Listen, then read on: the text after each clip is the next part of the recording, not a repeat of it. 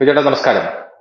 ജനുവരി നമസ്കാരം. 20 ട്രംപ് അധികാരത്തിലേറുമ്പോൾ ട്രംപിന്റെ മന്ത്രിസഭ ഏത് തരത്തിലായിരിക്കും എന്നുള്ളത് നമ്മുടെ പ്രേക്ഷകർക്ക് വേണ്ടി ഒന്ന് പറയണം. ഒന്നാമത്തെ കാര്യം. രണ്ടാമത്തെ കാര്യം, ആ, ട്രംപ് അധികാരത്തിലേറുന്നതിന് മുമ്പ് ഇസ്രായേൽ ചില ലക്ഷ്യങ്ങൾ നിറവേറ്റുന്നുണ്ട്. കാരണം ട്രംപ് അധികാരത്തിലേറി കഴിഞ്ഞാൽ പശ്ചിമേഷ്യയിൽ സമാധാനം വരും എന്ന് പല ആൾക്കാരും വിചാരിക്കുന്നുണ്ട്. ആ സമാധാനം വരുന്നതിന് മുമ്പേ ഇസ്രായേലിനെ ചെയ്തു തീർക്കാൻ പല കാര്യങ്ങളും ഉണ്ടെന്ന് ഞാൻ മനസ്സിലാക്കുന്നു. അതിൽ ആദ്യമായിട്ട് അവർ വടക്കൻ ഗാസ പിടിച്ചെടുക്കാൻ നോക്കുകയാണ്. 70,000 പേരെ അവിടെ നിന്ന് ഒഴിപ്പിക്കാനായിട്ട് നോക്കുകയാണ്. ഇപ്പൊ US ഇപ്പൊ പറഞ്ഞിരിക്കുന്നത് നിങ്ങൾ അവിടെ ഡിസാസ്റ്റർ റൈറ്റ്സ് ഒക്കെ വിതരണം ചെയ്യണമെന്നാണ്. പക്ഷേ അവരൊക്കെ ചെയ്യുന്നില്ല എന്നാണ് പല ജീവകാരുണ്യ സംഘടനകളും പറഞ്ഞിരിക്കുന്നത്. പക്ഷേ ഇസ്രായേൽ പറയുന്നത് ഞങ്ങൾ ചെയ്യുന്നുണ്ട്. പക്ഷേ ഇപ്പൊ വരുന്ന റിപ്പോർട്ടുകൾ അനുസരിച്ച് അവിടെ സൈനിക ടാങ്കറുകളും മറ്റും ഇറക്കി അവിടെ 70,000 ആൾക്കാരെ ഒഴിപ്പിച്ചുകൊണ്ടുള്ള അവിടെ വടക്കൻ ഗാസ ഇനി ഇസ്രായേൽ എന്നറിയപ്പെടും. അങ്ങനെയുള്ള ഒരു രീതിയിലേക്ക് അവർ പോവുകയാണ്. അവർ ലക്ഷ്യത്തിലേക്ക് കുതിക്കുകയാണ്. ഇപ്പൊ ട്രംപ് വന്നാൽ ഇതൊന്നും സാധിക്കില്ല എന്നുള്ളൊരു തോന്നൽ അവർക്കിടയിൽ ഉണ്ട് എന്നാണ് എനിക്ക് തോന്നുന്നത്. അതുപോലെ തന്നെ ട്രംപ് മന്ത്രിസഭയെ കുറിച്ച് പറയുകയാണെങ്കിൽ ഒരു പ്രോ ഇസ്രായേൽ ആയിട്ടുള്ള ഹക്കാബി എന്ന് പറയുന്ന മൈക്ക് ഹക്കാബി എന്ന് പറയുന്ന ഒരാളെ അമേരിക്ക ഇസ്രായേൽ അംബാസഡർ ആയിട്ട് ട്രംപ് നിയമിച്ചിട്ടുണ്ട്. അത് വലിയൊരു വാർത്തയായിട്ട് ഇന്ന് പുറത്തു വരുന്നുണ്ട്. പോരാത്തതിന് മറ്റ് എന്താണ് മിനിസ്ട്രിയിലെ മറ്റ് ആൾക്കാരെയും, അതായത് ചൈന വിരുദ്ധൻ, പിന്നെ ഇന്ത്യക്ക് സപ്പോർട്ട് ചെയ്യുന്ന ഒരാള്, പിന്നെ വിവേക് രാമസ്വാമി പോലുള്ള ആൾക്കാർ എന്നെ ഏറ്റവും കൂടുതൽ ഞെട്ടിച്ചത് എലോൺ മസ്കിന് ഗവൺമെന്റ് ഓഫ് എഫിഷ്യൻസി എന്ന് പറഞ്ഞൊരു ഡിപ്പാർട്ട്മെന്റിന്റെ തലപ്പത്ത് എത്തിയിരിക്കുകയാണ് എന്നുള്ളതാണ്. എന്താണ് സംഭവിക്കുന്നത്? ട്രംപ് ലോകത്തെ മാറ്റിമറിക്കും.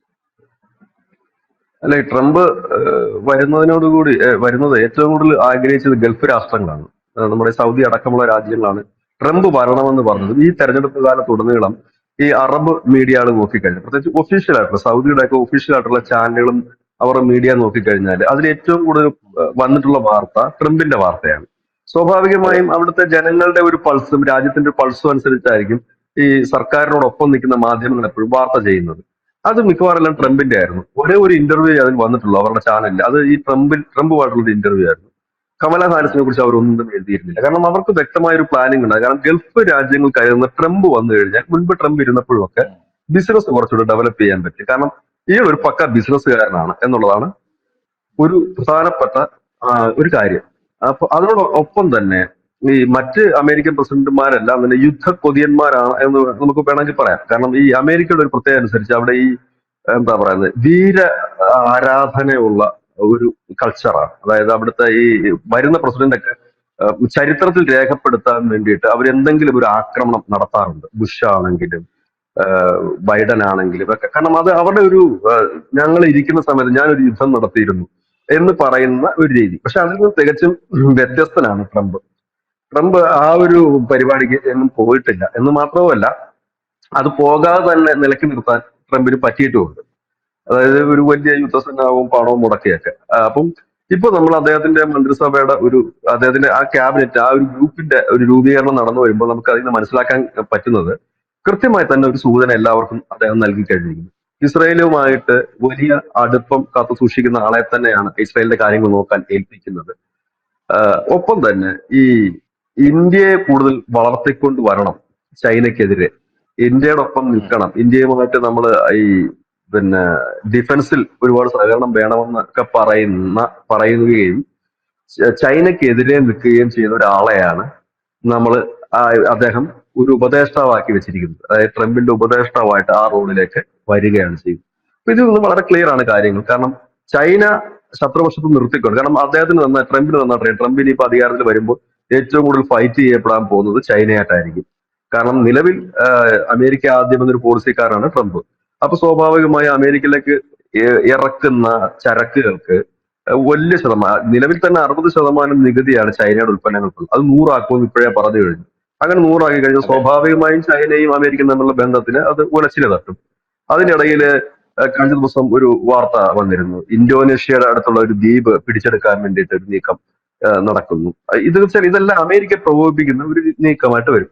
പശ്ചിമേഷ്യയെ സംബന്ധിച്ച് പറഞ്ഞു കഴിഞ്ഞാല് ഈ അവരുടെ ഒരു പഴയ അമേരിക്കയുടെ ഒരു പഴയ രീതി വിട്ടിട്ട് അവർക്കും കൂടെ ഗുണപ്പെടും. മുമ്പ് എന്ന് പറഞ്ഞാൽ ഈ പശ്ചിമേഷ്യ അമേരിക്ക കാണുന്നത് അവരുടെ ഒരു കർമ്മപശുവായിട്ടായിരുന്നു. ഉം. അത് മാറിക്കൊണ്ട് എല്ലാവർക്കും എന്തെങ്കിലും കിട്ടത്തക്ക രീതിയിലുള്ള ഒരു പദ്ധതിയായിരുന്നു ട്രംപിന്റെ ട്രംപ് സർക്കാരിന്റെ കാലത്ത് കൊണ്ടുവന്നത്. അത് തന്നെ കുറെ കരാറുകൾ അദ്ദേഹം കൊണ്ടുവന്നു. ആ കരാറുകൾ എനിക്ക് തോന്നുന്നു അദ്ദേഹം ഒരു ടൈം കൂടി കണ്ടിന്യൂ ചെയ്തിരുന്നുണ്ടെങ്കിൽ ആ കരാർ ഒന്ന് സക്സസ് ആയിരുന്നു. പ്രത്യേകിച്ച് ഇസ്രായേലും സൗദിയും അമേരിക്കയും ചേർന്നിട്ടൊരു കരാറുണ്ടായിരുന്നു. ഉം. അതായത് അതായത് പുള്ളി ഒരു പോളിസി തന്നെ കൊണ്ടുവന്നു. നമ്മൾ ഭിന്നിച്ച് നിൽക്കേണ്ടവരല്ല, ഒന്നിച്ച് നിൽക്കേണ്ടവരാണ് എന്നൊരു പോളിസി കൊണ്ടുവരികയും വിമാന സർവീസുകൾ അടക്കം കൊണ്ടുവരികയും ഒക്കെ ചെയ്തു. അപ്പം പക്ഷെ ഈ ഉം. ഇസ്രായേലുമായിട്ട് ഈ സൗദി അടുക്കുന്നതിനകത്ത് മറ്റ് ഗൾഫ് രാജ്യങ്ങൾക്ക് ആർക്കും ഒരു എതിർപ്പുണ്ടായിരുന്നില്ല. ഇറാന് മാത്രമേ ആകെ ഒരു എതിർപ്പുണ്ടായിരുന്നുള്ളൂ. UAE ആയിട്ട് അവർക്ക് കണക്ഷൻ ഉണ്ട് ഇസ്രായേലിന്. മറ്റുള്ള രാജ്യങ്ങൾ ആരും തന്നെ ഒരു എതിർപ്പ് ഉയർത്തിയില്ല. കാരണം ഇതൊരു ലിങ്ക് ആയിട്ട് മുമ്പോട്ട് പോകുക എന്നുള്ള രീതിയാണ്. അപ്പൊ അതൊന്ന്. ഇത് രണ്ടാമത്തെ കാര്യം, ഇദ്ദേഹം അധികാരം ഏറ്റു കഴിഞ്ഞാല് തനിഷ് നേരത്തെ സൂചിപ്പിച്ചതുപോലെ വലിയൊരു യുദ്ധത്തിലേക്ക് കാര്യങ്ങൾ നീങ്ങില്ല.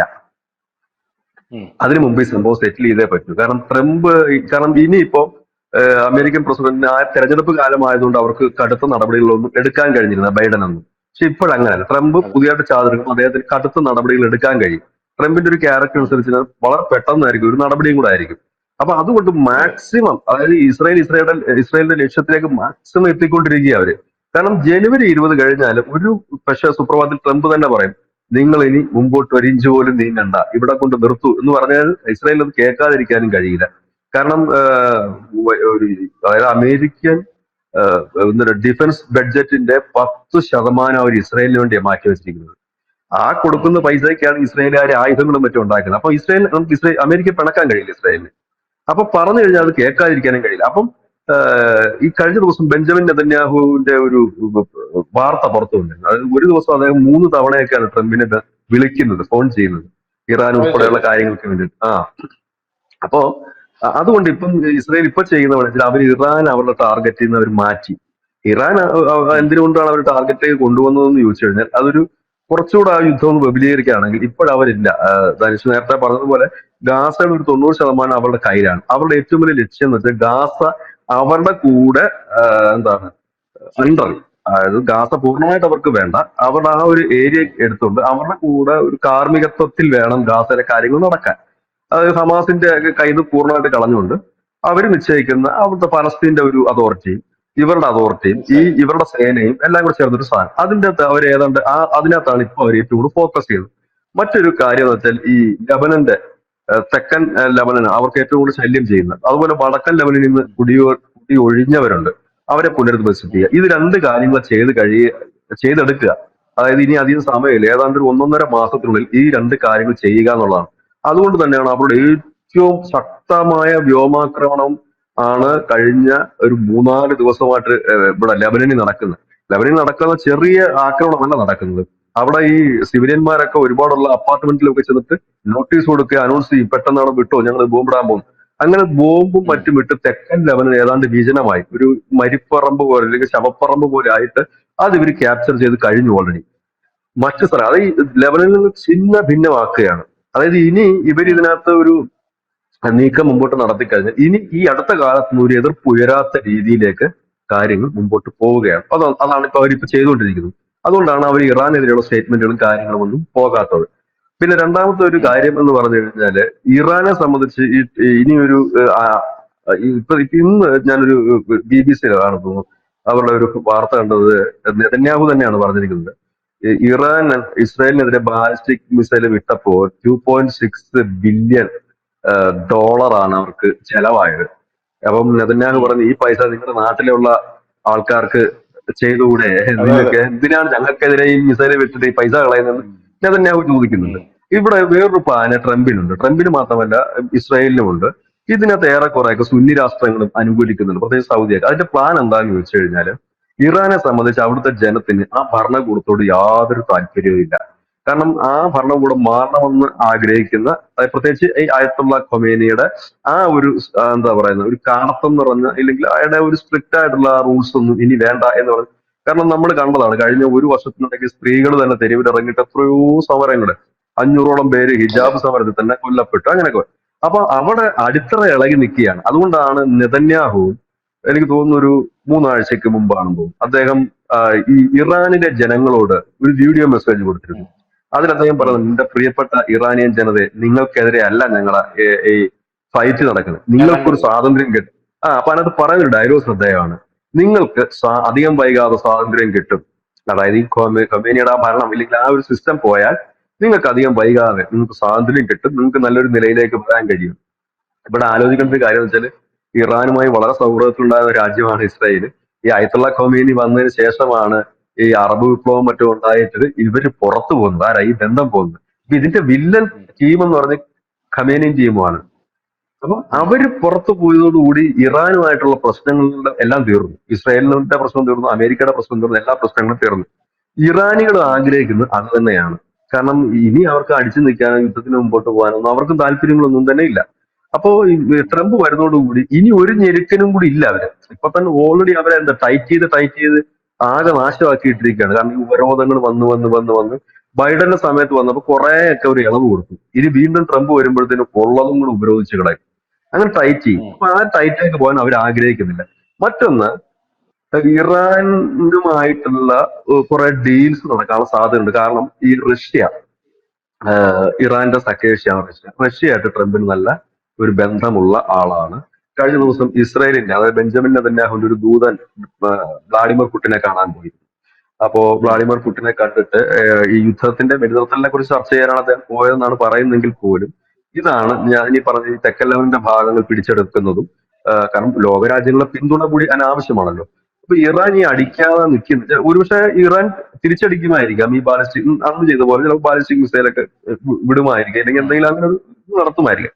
പക്ഷെ അത് കൊണ്ടുപോകാതെ അവർക്കും കൂടെ എന്തെങ്കിലും ഇളവുകൾ നൽകിക്കൊണ്ട്, കാരണം ഇപ്പൊ ഈ ഉപരോധം ആണവ നിലയങ്ങൾക്കും മറ്റുമാണ് ഉപരോധം വരുന്നത്, അതിനെ മാറ്റിക്കൊണ്ട് ചിലപ്പം ഉം, അത് നിലനിർത്തിക്കൊണ്ട് ചിലപ്പം അവരുടെ എണ്ണകൾ ചിലപ്പം എന്താ പറയുക, ഇപ്പൊ ഇന്ത്യ ചെയ്യുന്ന പണി, അതായത് ഉം. റഷ്യക്കൊക്കെ എതിരെ അമേരിക്ക ഉപരോധമാണ്.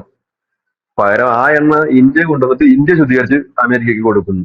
അതാണ് പണി. അതെ, അതെ. ഇപ്പൊ ഇറാനിൽ നിന്നുള്ള ആ എണ്ണ ഇന്ത്യ കൂടുതലായി വാങ്ങിക്കൊണ്ട് ഇവിടുന്ന് ശുദ്ധീകരിച്ച് കൊടുക്കാനും മതി. അപ്പം അങ്ങനെ ഒരു ഉം, ഇതിലേക്ക് പോകും. ഏതായാലും ജനുവരി 20-ന് മുമ്പ് പശ്ചിമേഷ്യയില് ഒരു കലാശക്കൊട്ട് ഉറപ്പാണ്. കാരണം ഇനി അത് നീട്ടിക്കൊണ്ട് പോകാൻ കഴിയില്ല. കാരണം ഗസയില് ഇവർ ഈ തിരിച്ചടി തുടങ്ങിയിട്ട് തന്നെ 1 വർഷം കഴിയുന്നു. ഉം, ഉക്രൈൻ റഷ്യ വാർ തുടങ്ങിയിട്ട് 2 വർഷം കഴിയുന്നു. അപ്പൊ ഇനി ഉം, ഇവർക്ക് ആർക്കും പിടിച്ചു നിൽക്കാൻ കഴിയുന്നില്ല. ഇതിനകത്ത് ഒരു കാര്യം കൂടെ എന്ന് വെച്ചാൽ ഈ ഇറാൻ ബാലിസ്റ്റിക് മിസൈൽ വിട്ടപ്പോൾ $2.6 ബില്യൺ ആയി എന്ന് പറയുമ്പോൾ ഇത്രയും നാൾ ഇസ്രയേല് വിട്ട ആയുധങ്ങൾക്ക്, അല്ലെങ്കിൽ മിസൈലുകൾക്ക്, ഡ്രോണുകൾക്ക് എത്ര കോടി ചെലവായിട്ടുണ്ടാവും. ഇപ്പൊ ഇനി അതെ, ഈ അതെ. മുമ്പോട്ട് പോവില്ല. അപ്പൊ സ്വാഭാവികമായും ട്രംപ് കയറുമ്പോൾ എനിക്ക് തോന്നുന്നു ആദ്യത്തെ നീക്കം തന്നെ ഒരുപക്ഷെ ഈ പശ്ചിമേഷ്യയിലേക്ക് തന്നെയാവും. കാരണം ട്രംപിനെ സംബന്ധിച്ചാണെങ്കിൽ ഈ ഗൾഫ് രാഷ്ട്രങ്ങളുമായിട്ട് നല്ല കണക്ഷൻ ഉണ്ട്, ബന്ധമുണ്ട്. ഒപ്പം തന്നെ ഉം, ഇസ്രയേലിനെ നിലയ്ക്ക് നിർത്താനും കഴിയും. അപ്പം ഒരുപക്ഷെ ഈ ബെഞ്ചമിൻ നെതന്യാഹു ഈ വിളിക്കുന്നു എന്ന് പറയുമ്പോൾ ഒരുപക്ഷെ നെതന്യാഹുവിന് കൊടുത്തിരിക്കുന്ന നിർദ്ദേശം, ഞാൻ കയറുന്നതിന് മുമ്പ് പരമാവധി നിങ്ങൾ അടിച്ച് നിങ്ങൾക്ക് വേണ്ട സംഭവം എന്താണെന്ന് നിങ്ങൾ സെറ്റ് ചെയ്തെടുക്കുക. കാരണം ഞാൻ കയറി കഴിഞ്ഞ ഈ അതെ. പരിപാടികളൊന്നും നടക്കില്ല എന്ന് തന്നെയാണ്. അത് യാതൊരു തർക്കമില്ലാത്ത കാര്യമാണ്. ഒരു പക്ഷെ ഇറാനും ഒരു മുന്നറിയിപ്പ് കൊടുത്തിട്ടുണ്ടാകാം. ഇനി ബാക്ക് ഡോർ ഡീൽസ് എന്തെങ്കിലും നടന്നിട്ടുണ്ടോ എന്ന് അറിയില്ല. ഉം, ഈ റഷ്യയെ അറിയിച്ചുകൊണ്ട് തന്നെയായിരുന്നു ഇസ്രായേൽ അന്ന് ആക്രമണം ഇറാനിൽ നടത്തുന്നത്. കാരണം ഉം, ഈ ഉം, റഷ്യ ഇറാന് മുന്നറിയിപ്പ് കൊടുത്തിട്ടുണ്ട് ഇങ്ങനെ ഒരു ഇസ്രായേൽ ആക്രമണം വരുമെന്ന്. അപ്പം എല്ലാ അർത്ഥത്തിലും അതാണ്. അതായത് ഇനിയൊരു സമാധാനത്തിന്റെ പാതയാണ് ഈ ട്രംപിനെ എല്ലാവരും ഒരു ക്രൂരനും വില്ലനുമായിട്ടൊക്കെയാണ് ചിത്രീകരിക്കുന്നത് പൊതുവെ. അതെ, പക്ഷെ അതെ. ഞാൻ പറഞ്ഞില്ല, അദ്ദേഹത്തിന്റെ കാലം എന്തുകൊണ്ടാണെന്ന് എനിക്ക് മനസ്സിലായിട്ടില്ല. അദ്ദേഹം ഇതൊരു യുദ്ധം നടത്തിയിട്ടില്ല. ഒരു യുദ്ധത്തിന് വേണ്ടി വെല്ലുവിളിയാണ് പേടിപ്പിച്ചിട്ടുണ്ട് ആൾക്കാരെ. അത് സ്വാഭാവികമായിട്ട് പേടിപ്പിക്കും എന്നുള്ളതല്ല, അതിനപ്പുറത്തേക്ക് ഒരു പരിപാടിയും പുള്ളി ചെയ്തിട്ടില്ല. ഇപ്പൊ ഉള്ള പട്ടാളക്കാരെയൊക്കെ പലർന്നും തിരിച്ചു വിളിക്കണം എന്ന് പറയുന്ന ഒരാളും കൂടെയാണത്. ഏതായാലും പശ്ചിമേഷ്യയെ സംബന്ധിച്ച് എന്താണ് വലിയ ഗുണപ്രദമാകുന്ന ഒരു തീരുമാനത്തിലേക്കാണ് പോകുന്നത്. ഫൈറ്റ് വരാൻ സാധ്യതയുള്ളൂ. ചൈനയും അമേരിക്കയും തമ്മിൽ ഒരു ഫൈറ്റ് വരാൻ സാധ്യതയുണ്ട്. ഉം, റഷ്യയുമായിട്ട് വലിയ കുഴപ്പമില്ലാതെ പുള്ളി പോകും. ഉം, അത് പുടിൻ സ്വാഗതം ചെയ്തിട്ടുമുണ്ട്, ട്രംപ് ഇതിനകത്ത് ഇടപെടുകയാണെങ്കിൽ യുദ്ധം തീർക്കുന്നതിന് വേണ്ടിയിട്ട്. അപ്പൊ അവര് ഉം, ഒരു ഇതിലേക്ക് പോകും. ഒന്നും ചെയ്യണ്ട, ഇത് രണ്ടും ഈ ട്രംപിന്റെ കയ്യിലിരിക്കുന്ന സാധനങ്ങളാണ്. ഒന്ന്, ഇസ്രായേലിനുള്ള പൈസ കൊടുപ്പ് നിർത്തിക്കഴിഞ്ഞാൽ അവിടെ തീർന്നു ഇസ്രായേലിന്റെ പണി. ഉം. ഉക്രൈന് ഉള്ള പൈസ കൊടുക്കും ആയുധം കൊടുക്കുന്നത് നിർത്തിക്കഴിഞ്ഞാൽ അവർക്കും പിന്നെ മുമ്പോട്ട് നീങ്ങാൻ പറ്റില്ല. ഈ രണ്ടു കൂട്ടരെ നയിക്കുന്നതും അവർക്ക് വേണ്ട പണമായാലും ആയുധമായാലും ഒക്കെ കൊടുക്കുന്നത് ഇവര് തന്നെയാണ്. അപ്പൊ അവരത് മുമ്പോട്ട് വെച്ചെത്തിരും. അതുകൊണ്ടാണെന്ന് തോന്നുന്നു ഈ ജനുവരി 20-ന് മുമ്പ് എനിക്ക് തോന്നുന്നു ഈ റഷ്യയിൽ കഴിഞ്ഞ ദിവസം മോസ്കോയില് ഈ സെലൻസ്കിയുടെ ഉക്രൈൻ വലിയ രീതിയിൽ ഡ്രോൺ ആക്രമണം നടത്തിയായിരുന്നു അവരുടെ വിമാനത്താവളങ്ങൾക്കൊക്കെ നേരെ. അതും ഈ ഒരു ഉം. മെത്തേഡ് ആണോ എന്നൊരു സംശയമുണ്ട്. കാരണം ഈ യുദ്ധത്തിൽ ജനുവരി 20 കഴിഞ്ഞ് അദ്ദേഹം ഈ യുദ്ധത്തിൽ സമാപ്തി കുറിക്കുന്നതിന് മുമ്പ് അതിനകത്ത് ഒരു നല്ല ഒരു ആശയമുണ്ട്. ഈ ആശയം മുമ്പ് നമ്മൾ ചർച്ച ചെയ്തിട്ടുള്ള ഒരു ആശയമാണ്. കഴിഞ്ഞ ദിവസം അത് വലിയ വാർത്തയായിട്ട് വന്നിരുന്നു. നമ്മളന്ന് ധനുഷും ഞാനും കൂടെ തന്നെ ഇരുന്നിട്ട് മുമ്പ് ചർച്ച ചെയ്ത, അതായത് ഈ ഉക്രൈൻ റഷ്യ യുദ്ധം തീരുമ്പോൾ നരേന്ദ്രമോദി എന്തായിരിക്കും ഫോർമുല വെക്കുന്നത് നമ്മളന്ന് ചോദിച്ചു.